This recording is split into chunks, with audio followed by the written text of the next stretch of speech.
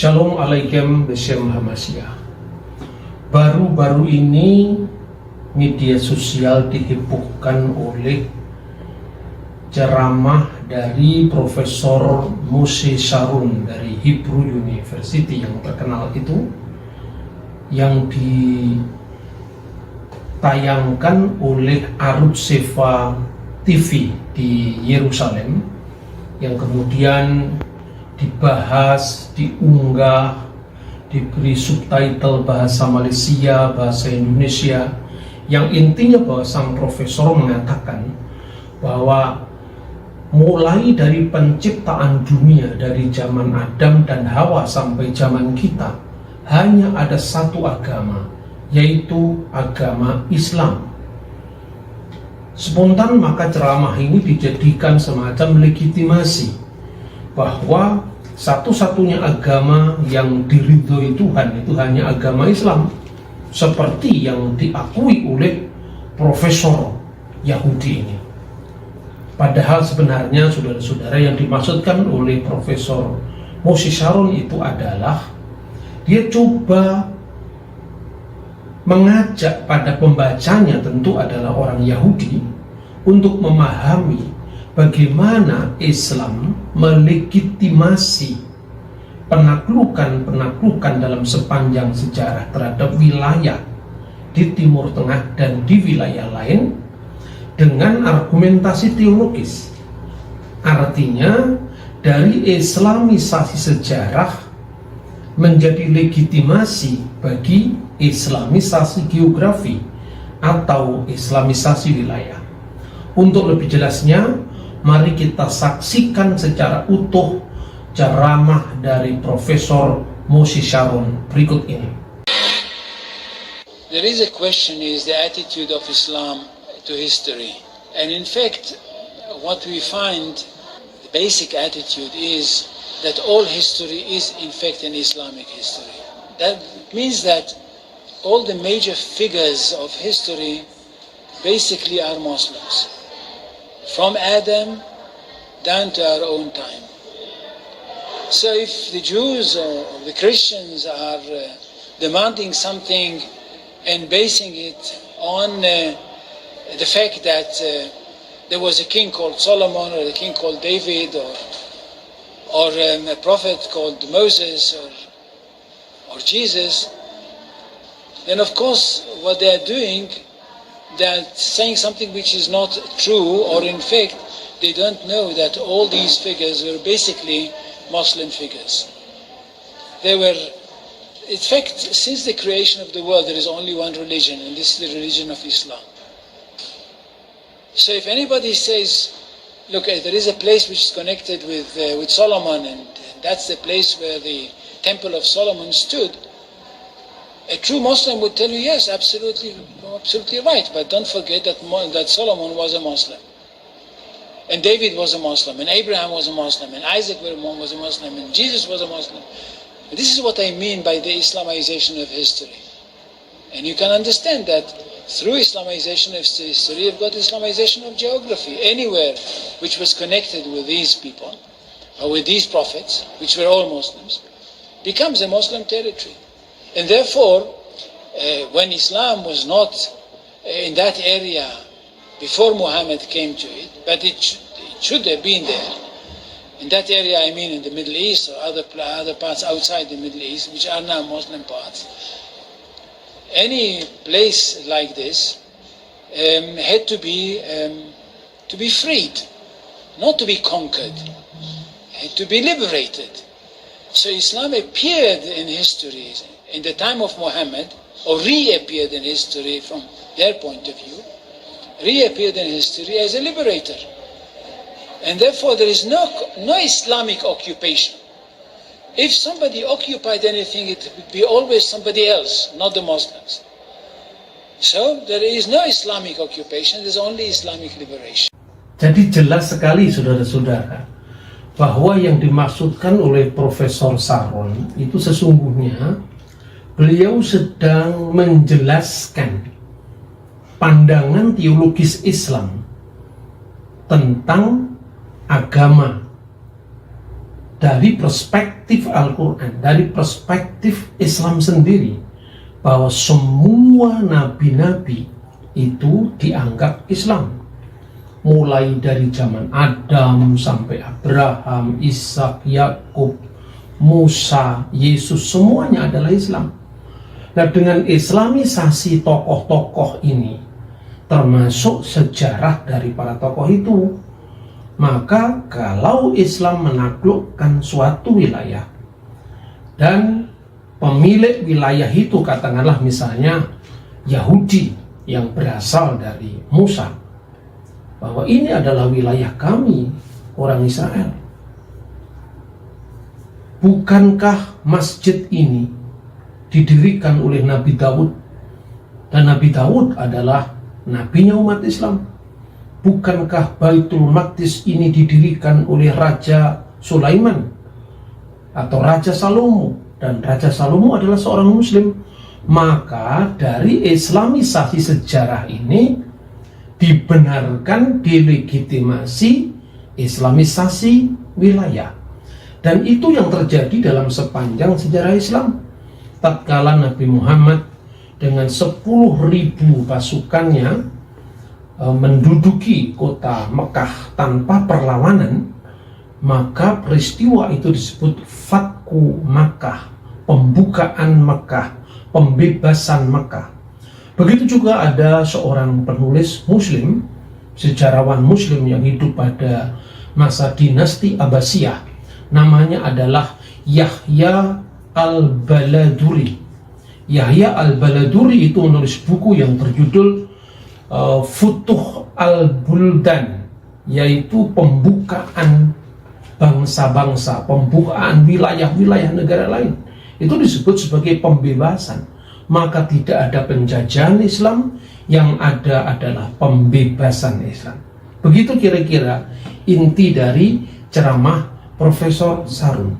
Nah, sekarang saudara-saudara, sebetulnya ada 3 hal untuk mengurai benang kusut tentang klaim wilayah, tentang bahkan sekarang sengketa Israel-Palestina, yang semuanya itu apabila diberikan legitimasi teologis maka akan menjadi kacau, akan menjadi sulit. Ada 3 hal yang bisa kita urai. Yang pertama adalah pengaburan antara aspek normativitas agama dan historisitas agama. Yang kedua adalah mengukur agama orang lain dari ukuran agama kita. Artinya dalam hal ini mengukur teologi agama lain, keyakinan agama lain dari perspektif Islam. Dan yang ketiga, ketika kita membayangkan sesuatu yang ideal dari agama lain itu tidak cocok dengan iman kita atau agama kita, maka selanjutnya adalah ada tuduhan pemalsuan kitab-kitab suci agama-agama lain dulu. Kita akan membahas dulu yang pertama, pengaburan antara normativitas dan historisitas agama. Biasanya saudara-saudara Muslim percaya bahwa nabi dan rasul yang dikenal namanya dalam Al-Quran itu ada 25 nabi. Mulai dari Nabi Adam, Idris, Hud, Nuh, sampai Ibrahim, Ismail, Ishak, sampai Zakaria, Isa, dan Muhammad Sallallahu Alaihi Wasallam. Tetapi sesungguhnya tradisi Islam itu mempercayai bahwa sebenarnya ada lebih daripada sekedar 25 nabi dan rasul. Ada 124.000 nabi yang tidak disebutkan namanya, dan ada 313 rasul yang tidak disebutkan namanya.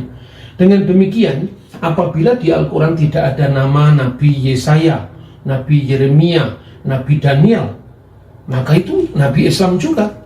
Makanya di Alexandria, Mesir ada Masjid Nabi Daniel. Dalam tafsir-tafsir Al-Quran mulai dari At-Tabari, Ibnu Katsir, ada nama-nama, misalnya nama Nabi Yesaya, Nabi Yeremia, Nabi Yehezkiel, yang itu sesungguhnya riwayat-riwayat Yahudi Kristen yang kemudian diislamisasikan. Bahkan tidak hanya itu, nabi-nabi, kalau bisa disebut nabi sebetulnya, tapi tokoh-tokoh agama di luar tradisi agama Semitik Yahudi, Kristen, dan Islam maksud saya, itu dianggap nabi pula. Misalnya Tafsir Al-Qasimi menyebut bahwa sesungguhnya Siddhartha Gautama itu tidak lain adalah Nabi Zulkifli. Maka itu disebutkan dalam surat Al-Anbiya ayat 85, wa Ismaila wa Idrisa wa Zulkifli kullu minas sabirin, dan Ismail dan Idris dan Zulkifli yang semuanya termasuk orang yang sabar.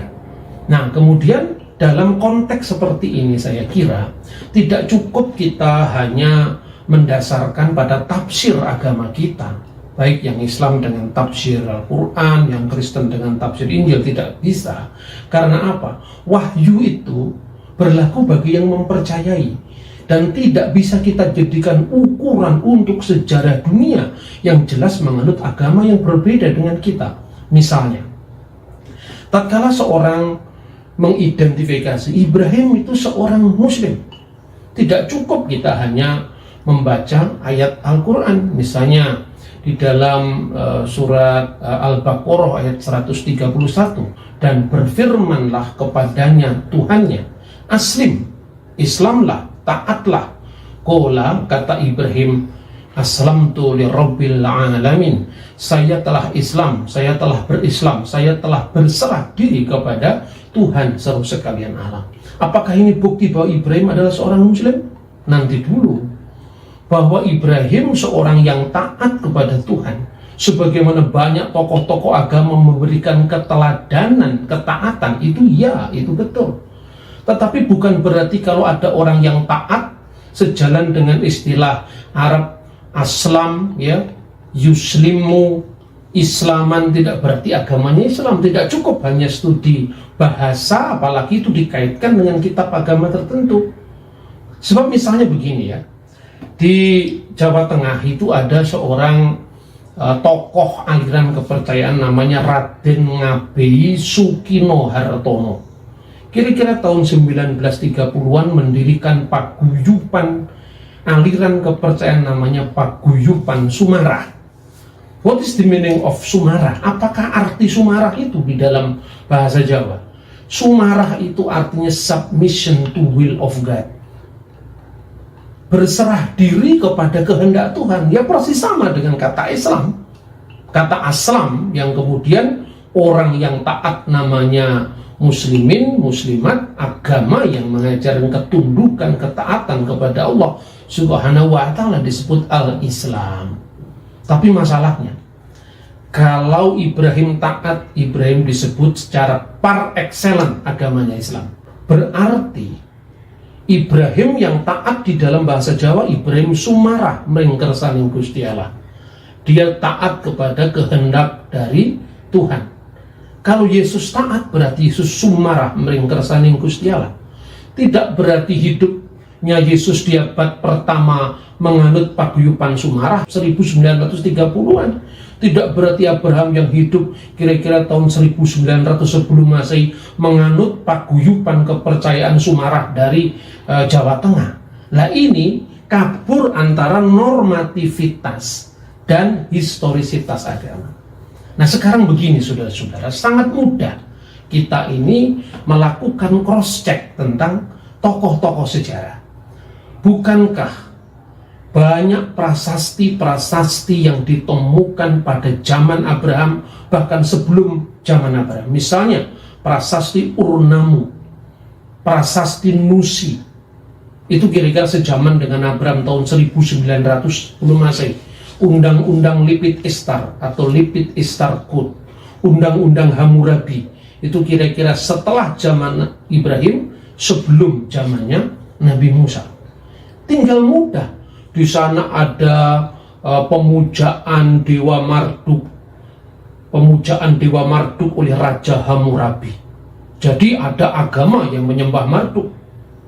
Begitu juga pada zaman Abraham, tapi tidak sepotong pun kata Islam muncul pada zaman Abraham, pada zaman Musa, pada zaman Yesus, tidak ada itu. Padahal terlalu banyak prasasti yang menunjukkan eksistensi agama Hindu, eksistensi agama Buddha yang sampai sekarang Anda bisa lihat di museum. Dan tidak ada yang mengatakan Buddha beragama Islam. Ajaran Siddhartha Gautama itu namanya Dhamma. Dhamma itu adalah ajarannya Sang Buddha. Dan itu identik kata Pali Dhamma dengan kata Sanskrit Dharma. Dan itulah identitas dari agama rumpun India ini, baik Hindu maupun Buddha. Misalnya, prasasti batu Asoka itu kira-kira berasal dari tahun 230 sebelum Masehi. Dalam prasasti itu dikisahkan bahwa ada seorang raja yang bernama Dewa Nampriya Priyadarsin, itu memerintah antara tahun 260 sampai tahun 232 sebelum Masehi. Dia mengunjungi kota kelahiran Sang Buddha. Lalu dia menorehkan prasasti Asoka di situ. Kira-kira bunyinya demikian. Anda bisa cek sendiri. Atana Agasya Mahiyite Hida Bude Jate Sakyamuniti. Di situ ada kata-kata Bude Jate Sakyamuniti, bahwa sang raja, maksudnya Dewa Nampriya Priyadarsin, itu mengunjungi kota kelahiran Sang Buddha. Dia datang sendiri ke sana, menyembah atau bersembahyang di sana. Karena alasannya apa? Alasannya Bude Jate Sakyamuniti, karena Buddha Sang Sakyamuni lahir di kota ini. Jelas ada identitas agama Buddha dalam prasasti Asoka. Lalu saudara bisa saya tunjukkan prasasti yang lebih tua lagi, yang ditemukan di kuburan Raja Darius I. Dan bagi pembaca Kristen, bagi pendengar Kristen, silakan membaca kitab Isra pasal 6 ayat 1, kitab Isra pasal 6 ayat 15 tentang keberadaan Raja Darius I. Dan pada saat dia mati, maka dituliskan prasasti yang dikenal dengan prasasti Behistun. Sekarang terletak di provinsi Kermanshah, Iran. Nah, dalam prasasti kuburan Raja Darius itu memerintah antara tahun 550 sebelum Masehi sampai 486 sebelum Masehi. Dan di sana dalam prasasti yang tertulis di dalam bahasa kuno, yaitu bahasa Persia kuno, yang disebut Bagastana. Baga itu artinya Tuhan, stana itu istana, istana Tuhan. Anda bisa bandingkan dengan kata Bhagavad Gita. Gita nyanyian, Bhagavad Tuhan, nyanyian ketuhanan. Di dalam bahasa Persia kuno itu dituliskan tentang Raja Darius I yang memproklamirkan kemenangannya atas bangsa Hindu. Dikatakan di sana, dengan rahmat Ahura Mazda, dengan rahmat dewa Persia kuno agama Zoroaster itu namanya Ahura Mazda, maka telah ditaklukkan Hidusaka Hauma Warga Saka, telah ditaklukkan negeri Saka di tanah Hindu dan Hauma Warga Saka. Saudara-saudara bisa membaca atau cek langsung sejarah Hindu di Persia, di India kuno. Jadi ada nama agama Hindu di sana, ada nama agama Buddha. Dan yang kedua, itu kita tidak bisa mengukur agama orang lain dari ukuran kita. Semua nabi agama Islam, semua nabi agamanya Islam. Apakah setiap tokoh spiritual menamakan ajarannya dengan agama? Nah, itu yang harus kita kupas lebih lanjut. Jadi istilah Hindu, istilah Hindu, ya, itu sesungguhnya tidak hanya merujuk kepada bangsa India, tapi bangsa India dengan agamanya. Jadi sudah ternyata rumit kan kalau bicara tentang sejarah agama-agama. Anda menguasai agama Islam dengan Al-Quran sepinter apapun Anda, tapi itu tidak berlaku bagi orang yang tidak meyakini. Tidak seperti itu. Maka marilah kita bebaskan diri kita dari imperialisme doktriner yang berlagak seolah-olah dia mampu untuk memecahkan semuanya. Sebelum mengakhiri tayangan ini, saya akan ajak Anda mengikuti saya dari dekat. Kita melihat Dome of the Rock, Masjid Qubatus Sokroh, yang itu menjadi perselisihan antara Yahudi dan Islam sampai hari ini. Pertanyaannya sekarang, berarti yang disebut Masjid Al-Aqsa dalam Al-Quran itu tentu bukan ini. Itu hanya bayangan orang-orang Muslim bahwa rumah ibadah itu dulunya sama, padahal tidak seperti kenyataan. Yahudi punya dua pola ibadah. Yang pertama pola ibadah korban yang ada di Bait Allah, yaitu dulu tempatnya ini. Kemudian ketika Bait Allah itu dihancurkan oleh Jenderal Titus tahun 70 tanggal 5 Agustus, maka sampai sekarang orang Yahudi memperingati tanggal 9 bulan Ab yang namanya Tis'a B'Av sebagai hari raya perkabungan. Mereka berpuasa dan dokumen itu disebutkan dalam Megilot Ta'anit, gunungan berpuasa setiap tanggal 9 bulan Ab yang bertepatan 5 Agustus tahun 70 Masehi. Makanya tinggal tembok yang tersisa di tembok barat yang besok kita kunjungi atau kapan kita kunjungi. Di situ sebenarnya namanya dalam bahasa Ibrani Hakotel Hamarif, artinya tembok barat. Tetapi karena orang-orang bukan Yahudi lihat bahwa orang Yahudi suka meratap-ratap di situ, menangisi ke Bait Allah yang hancur, orang luar Yahudi menyebutnya tembok ratapan. Orang Arab menyebut Haitun al-Mubaka. Bagi orang Kristen dia membaca Injil Markus, kamu melihat bangunan yang megah ini. Akan tiba saatnya satu batu pun tidak terletak di atas batu yang lain, semua akan diratakan menjadi batu. Karena bagi orang Kristen, Bait Allah yang sesungguhnya itu adalah Kristus sendiri. Tetapi yang kita lihat adalah bagaimana sejarah ini secara runut bisa kita pahami. Dan yang terakhir, ketika dia menyebut masjid, sekarang ini ada kebingungan yang luar biasa di kalangan teman-teman yang berziarah ke sini. Lalu kalau masjid ini baru dibangun tahun 705, sedangkan Nabi Muhammad meninggal tahun 632, lalu kemana Isra Mi'raj itu terjadi? Ya? Makanya dari pandangan Cak Nur, semuanya ini masjid, asalkan tempat untuk bersujud itu masjid, tidak perlu harus bangunan. Pandangan pertama gitu. Yang kedua, yang disebut Masjid Al-Aqsa itu semua komplek ini disebut Masjid Al-Aqsa. Tapi pertanyaannya, karena kata masjid itu kata tunggal, bukan masjid kata jamak. Jadi kadang-kadang memang narasi teologis tidak selalu cocok dengan fakta historis.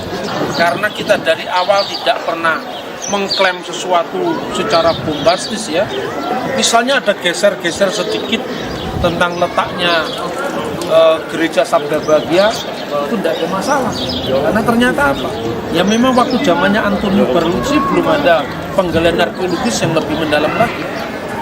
Semoga apa yang kita bisa lihat di sini semakin membuat kita lebih bijak dalam melihat perbedaan, tetapi juga bagaimana iman kita tetap memiliki akar sejarah. Kita beruntung bahwa kita bisa masuk ke tempat ini. Tidak tiap grup bisa masuk di tempat ini. Bahkan sebetulnya harus saya katakan, sekalipun kemarin kita telat masuk ke Kapernaum tidak pernah heboh seperti Dome of the Rock. Jadi tempat ini sebetulnya tempat yang menurut saya sangat penting. Hidup dalam kebenaran adalah hidup tanpa kepalsuan. Hidup tanpa manipulasi, atau dengan kata lain hidup secara jujur. Kita melihat kebenaran itu ada pada Allah, dalam diri Allah. Tidak ada kepalsuan, karena Allah adalah kebenaran. Kebenaran dalam diri Allah sangat jelas kita lihat melalui Yesus Kristus. Dalam diri Yesus Kristus kita melihat kebenaran. Dia tidak berkompromi kepada orang-orang yang melakukan ketidakbenaran, tetapi dia sendiri menunjukkan hidup benar walau banyak yang membenci dia. Setiap orang yang berbuat kebenaran lahir daripada Allah. Artinya, orang yang hidup dalam kebenaran itu adalah orang yang lahir dari Yesus Kristus. Karena tidak ada seorang pun di dunia ini yang mampu melakukan kebenaran kalau tidak berasal dari Tuhan.